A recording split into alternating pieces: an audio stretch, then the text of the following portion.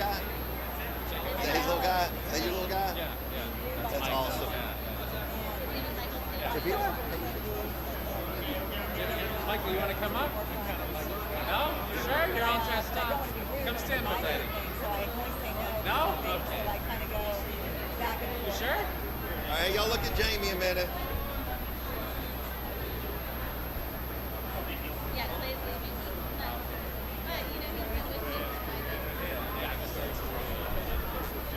Time flies.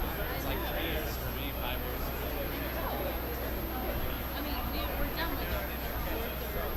Can we take a picture real quick? Oh, okay. This guy's a question.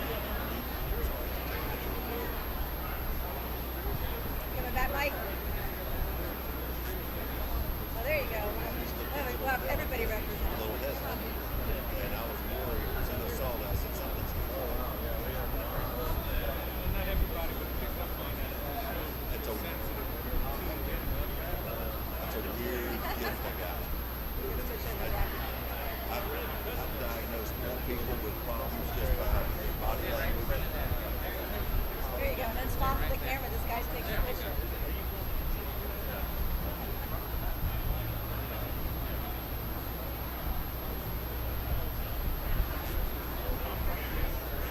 They'll probably be on the TV tonight. There you go.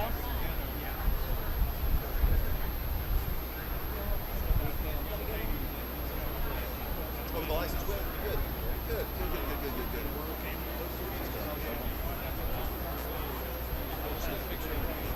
Good.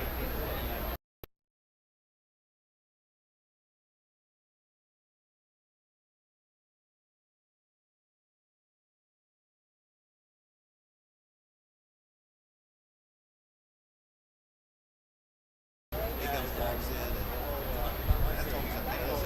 You don't look too old. The feel from this man is that you're colored. Gotta stand up straight. And he had a look to him. And they picked up, and then, a couple weeks or so later, I ran into him. He said, that was the night I talked to you. I was homeless. I was there in the hospital. And he had been blood pressure. And I just, Every day is a great job.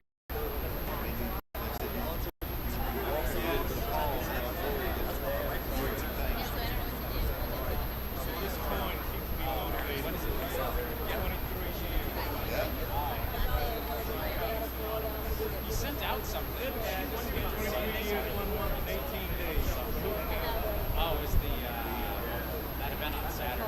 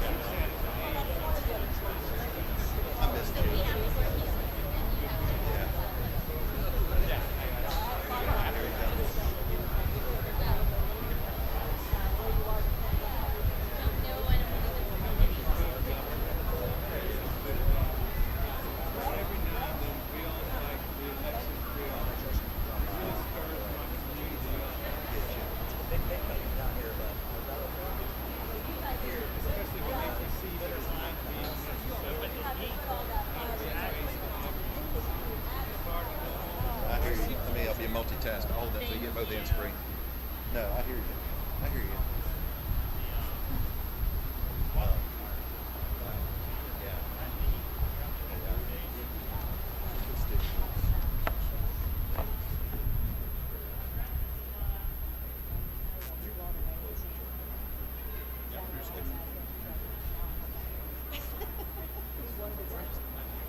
Hey, how are you?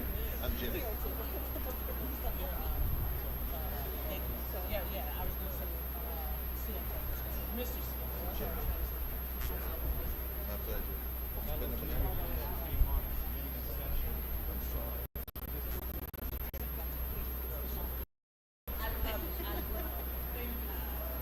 Without us, it wouldn't happen. So we actually put it in the budget for David. He just gets to take it to the show. There you go. He's just saying, I love your suit. It's a good-looking suit. Thank you. You got nice CFO shoes. stock. Say hello to Mr. Jimmy. Hey, I'm Jimmy. There you go. that's awesome. Thank God he looks like his mama. Oh, okay. That's too funny. Can't argue with that. How old is he? He's 6. Mama, you got your phone? Yeah. Oh, Yeah. You don't have a phone. Yeah, so you can get a picture.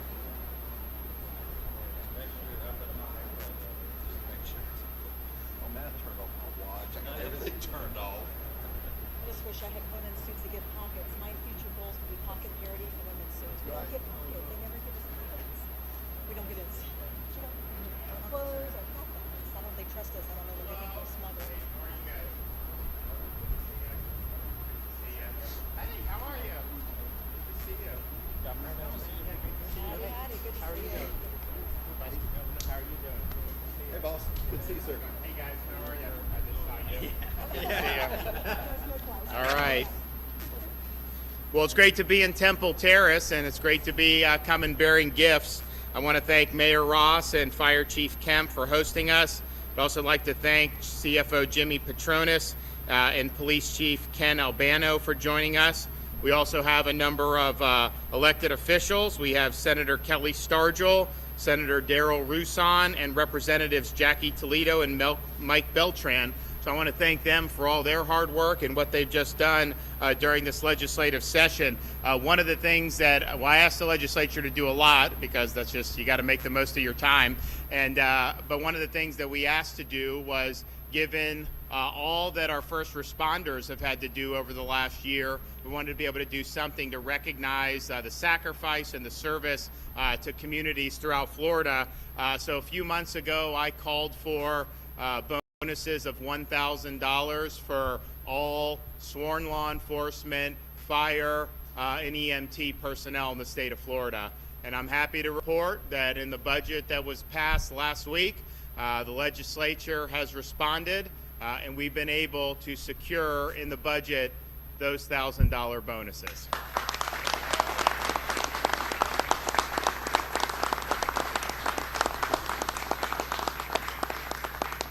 Now, we have a lot to go through in the budget. There's a lot of line items that I scrutinize. Many of you remember we had the budget done last year, really prior to the full force of COVID being felt on the economy. It was, I think, the second week of March, and if you look at the last 2 weeks of last March, you saw huge differences, and really the world changed in many respects. So I scrutinized. We vetoed $1 billion out of last year's budget, because we wanted to make sure that Florida was going to be fiscally solvent. We didn't know what was going to happen, but all through that, I had confidence that this state was going to respond and was going to bounce back. And the result is now the budget that was passed by the legislature throughout the whole last year, we never had to spend one penny from our rainy day fund. The budget that the legislature passed last week actually doubles our rainy day fund.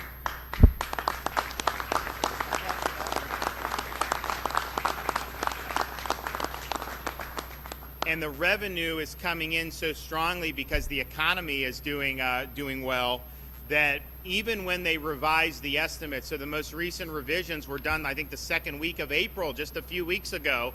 And if you look April, May, June, the last 3 months of our fiscal year, just in April, we're coming in revenue $750 million above what they had just forecast, and they had forecast significant revenue increases. So you're looking at, even if you do a little bit more in May or June, not even at that level that we have in April, you're looking at another billion, $1.5 billion, conceivably $2 billion more dollars in revenue that we weren't even counting on when we did this budget. And so it's very possible that after we do the revenue, see what comes in, after we do some line item vetoes, we could have about $10 billion in budget reserves. That'll be more than Florida's ever had in our history. So we weathered this way better than anyone would have anticipated. Most people were saying that Florida was going to have the biggest economic hit of anyone because we're a service and tourism-based economy. We made sure the state was open. We made sure people had a right to work. We made sure families had the right to send their kids to school in person. And the result is we have unemployment much lower than the national average. And that's with one of our major industries forcibly closed by the CDC, our cruise ships. We have a suit in federal court in Tampa where we're going to try to open this back up. Those folks have a right to work too. And if you look at that, we're 4.7% unemployment, nation is 6%. And that's with the cruises shut down. So if we open the cruise, that's tens of thousands of jobs that'll ever be able to be added. But we've bounced back. We're helping to lead the nation.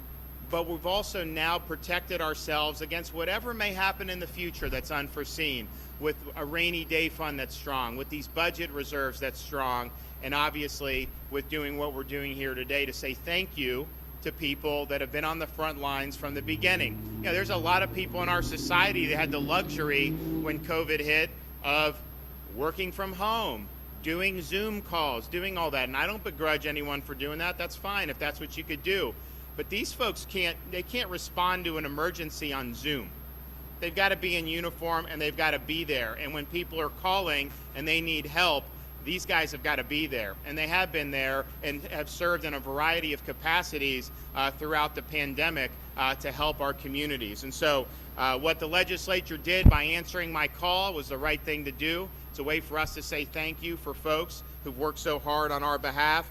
Now the budget will need to be signed. We're going to have to go through all the line items. It takes a little bit of time because there's a lot of money at stake, but we will do that. And then once that budget is signed and the funds get released, we're going to start getting these checks out. I've told my Department of Economic Opportunity, I said, start getting ready, be ready to go, and we want to get these checks out. So I do think, we will see those checks coming out throughout the summer. So it's a good day to be able to celebrate a lot of great things that happen in the legislative session, but very few things that I'm more proud of than being able to deliver for our first responders. And so we're going to hear from a couple other folks. I think, Jimmy, you going to say a few things?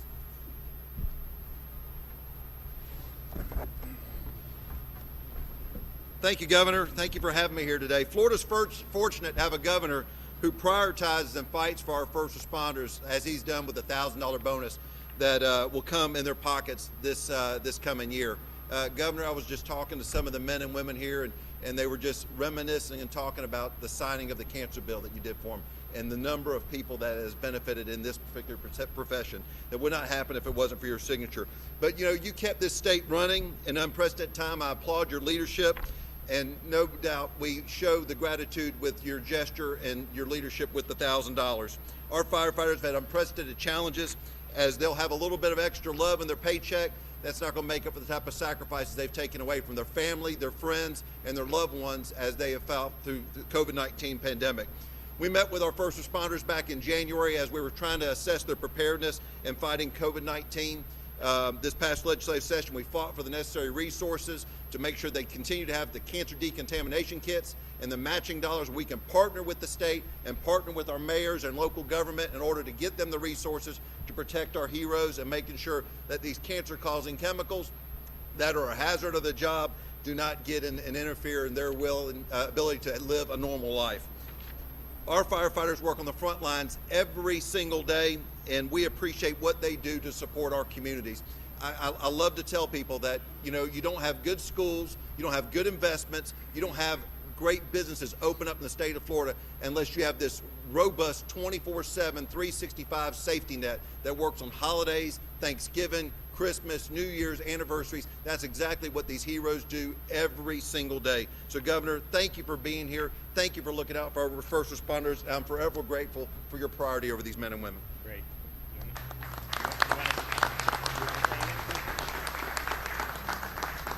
Well, welcome everybody to Temple Terrace, and Governor, we're very happy to have you here.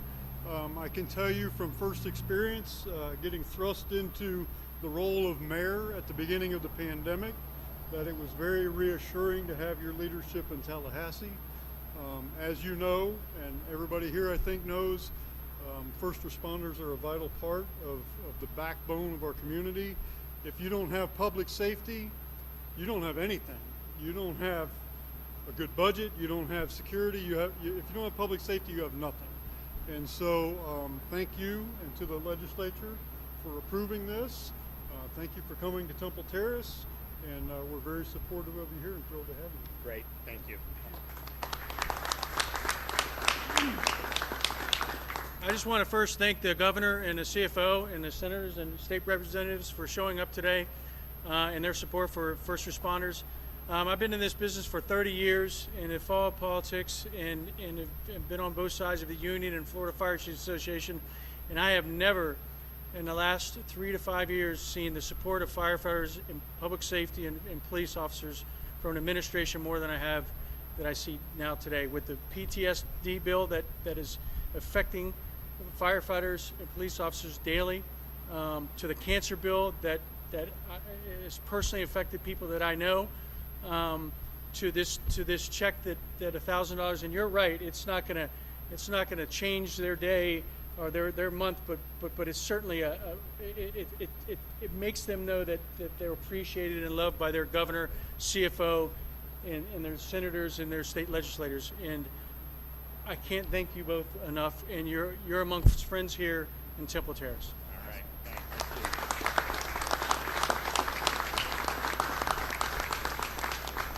All right, so here's like I said, we're $1,000 first responders. Coming soon, once everything's, the I's get dotted and the T's get crossed and the money gets released. It will happen though, so good job. All right.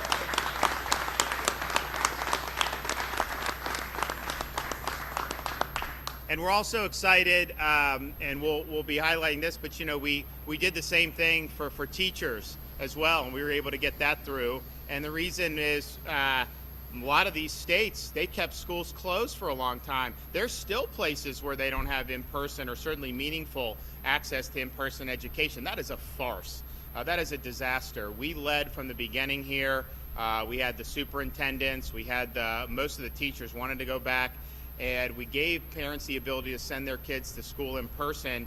And of all the things that were done, I think locking kids out of school for a year and a half is probably going to end up being viewed as the most destructive policy that any place in this country did. Unfortunately, we had a lot of enclaves in this country who did that and put the kids last and put families last. We didn't do that in Florida, but we would not have been able to do it without our principals and without our teachers. So I want to thank the legislature for delivering on that as well, because I think that's going to be very meaningful, and really a whole host of things. I mean, we were just signing yesterday in Miami and also in Vero Beach, early learning, just a really strong reform for early learning, which nobody was even talking about during, because it's like there's so many things going on. So there's some really significant things that are really going to impact people's lives that weren't getting a lot of fanfare.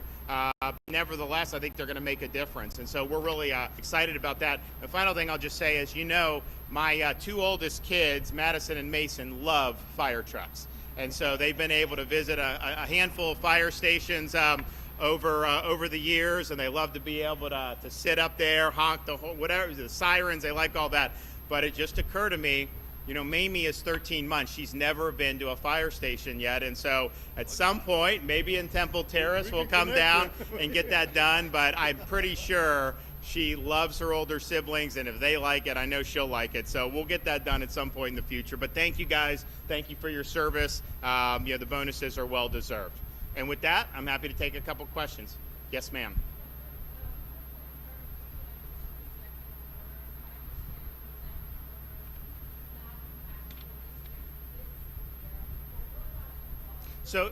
So good question. So the executive orders we did, first of all, I thank the legislature for passing a really substantive reform of emergency powers. I mean, the fact is, you can't just have open-ended powers. I think they've created a very responsible structure. There'll be accountability for the state, although I was using the powers to lift people up, not lock people down. But nevertheless, for local and state, it was the right thing to do. So we've instituted our order when that goes into effect statutorily, that all emergency are revoked.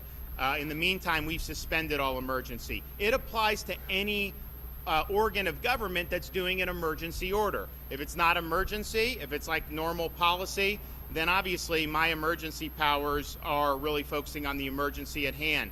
In terms of what we're doing in next school year, I know people have asked. The Department of Education has put out very clear data and guidance about what the school year should look like, and basically it should be a normal school year. That's what the data tells us. We know that because in Florida, many school districts, many charter schools, many private schools had normal school years. So that's what we want to see. Obviously, we're seeing more and more of that now anyways, but certainly when we come back, that's what we want to see. But that's something that's just apart from emergency power. That's more of traditional policy.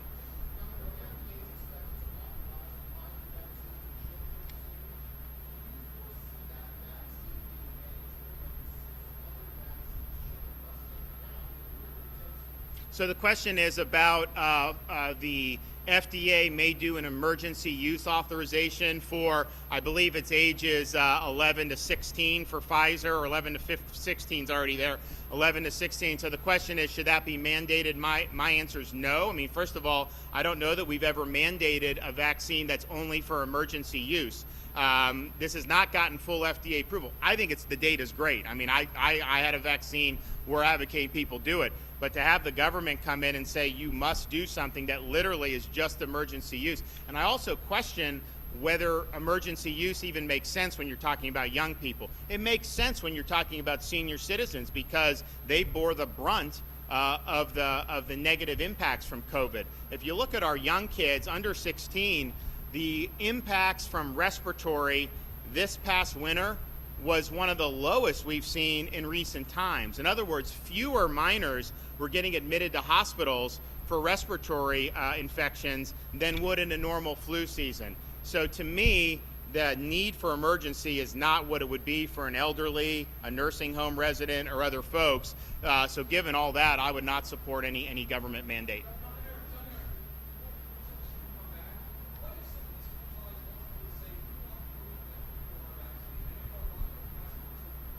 So here's a good question. So about cruise lines, we've banned vaccine passports. Some cruise lines, although many have not, but some cruise lines have said, we want to be able to have vaccinated passengers. We want to be able to show how you do. What I will tell you is there are major cruise lines that are operating in other parts of the world right now in areas where they don't even have vaccines available, much less the ability to do a passport, and have much more COVID than you have in the United States, and yet they're still doing it. They're doing it safely. It's worked, and so I think that they know they can do it. I think that that's what they'll ultimately do. But we oppose what the CDC has recently put out. I think they said you can sail if you show 98% of the passengers have vaccine. Well, guess what? That means families can't cruise because the kids aren't authorized yet. And even if this happens in emergency use, that's only for teens. It's not even for young kids. And so we don't think they have the authority to do that. We think our lawsuit, if successful, would obviate that as well. But if you look at what's going on in Europe and in Asia and other parts, these cruise lines are sailing. They have been sailing safely, even in areas where there's not widespread vaccine availability. In Florida, and in really pretty much every state now, the vaccine availability exceeds the demand for the vaccine. That obviously wasn't true in December. I mean, when we were the first state to do seniors, man, it was like the new iPhone times 10 in terms of the intense demand. Phone lines were melting down. People were emailing and going on websites. As we worked through and did hundreds of thousands and millions of seniors, the demand became more manageable. Now as the supplies increase, you're really down to folks who are either indifferent about doing it or are skeptical about doing it, but most of those people are in more of the low-risk category. If you look, we've done over 80% of seniors for vaccine shots, which we're very proud of, but then even as you get into the 60 and 55, you have pretty good numbers there. As you get into the under 40, 30, then it starts the uptick is lower. So that's just the reality that we're seeing. The vaccine's available. We want to provide it however we can. Pharmacies, I know all the pharmacies have it.